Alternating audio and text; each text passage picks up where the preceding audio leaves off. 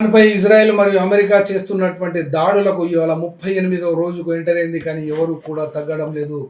నిన్న ఘోరాతి ఘోరమైనటువంటి పదజాలంతో ట్రంప్ ఇరాన్ ప్రభుత్వానికి చేసినటువంటి వార్నింగ్ మరియు డెడ్‌లైన్ ఇవాళ సాయంత్రం 8 గంటలకు అది ముగిసిపోతుంది. కానీ ఆ యొక్క డెడ్‌లైన్, ఆ యొక్క బెదిరింపులను ఇరాన్ విదేశాంగ శాఖ దాన్ని తిప్పి కొడుతూ ఆ యొక్క ఆఫర్‌ను లేదా డెడ్‌లైన్‌ను తిరస్కరిస్తూ హైఫాపై కురిపించినటువంటి బాంబులలో 2 ఇజ్రాయేలీలు చనిపోయినట్టుగా వార్తలు వస్తున్నటువంటి ఈ నేపథ్యంలో ఇజ్రాయెల్ మరియు అమెరికా సైన్యాలు కూడా ఇరాన్ మొత్తంగా బాంబుల వర్షం కురిపిస్తే అక్కడ 34 మంది చనిపోయారు. అందులోపట 6 పసిపిల్లలు కూడా ఉన్నారు.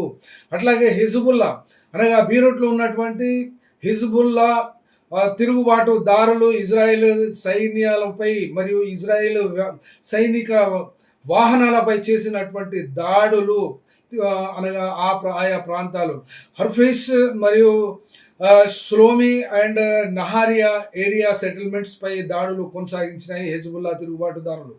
అట్లాగే లెబనీస్ గ్రూపు కూడా ఇజ్రాయెల్ సైన్యాన్ని దాడులు కొనసాగించినవి.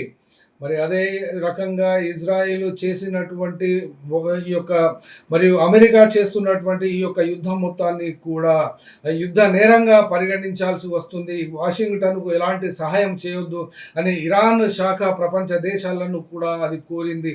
అట్లాగే ఈ జరుగుతున్నటువంటి యుఎస్ మరియు ఇజ్రాయెల్ దాడులలో ఇరాన్ ప్రభుత్వం తరఫున ఉన్నటువంటి తస్నీమ్ వార్తా సంస్థ ఆ యొక్క దాడిలో 15 మంది చనిపోయినట్లుగా తెలియచేసినది. ఇది ఈ రోజు వరకు కూడా కొనసాగుతున్నది.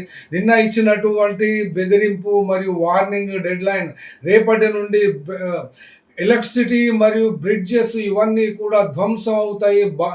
ఈ యొక్క బాంబుల దాడులు తీవ్రమైనటువంటి దశకు స్టార్ట్ చేస్తాము అని చేసినటువంటి ట్రంప్ బెదిరింపును ఇరాన్ ప్రభుత్వం తిరస్కరించినది.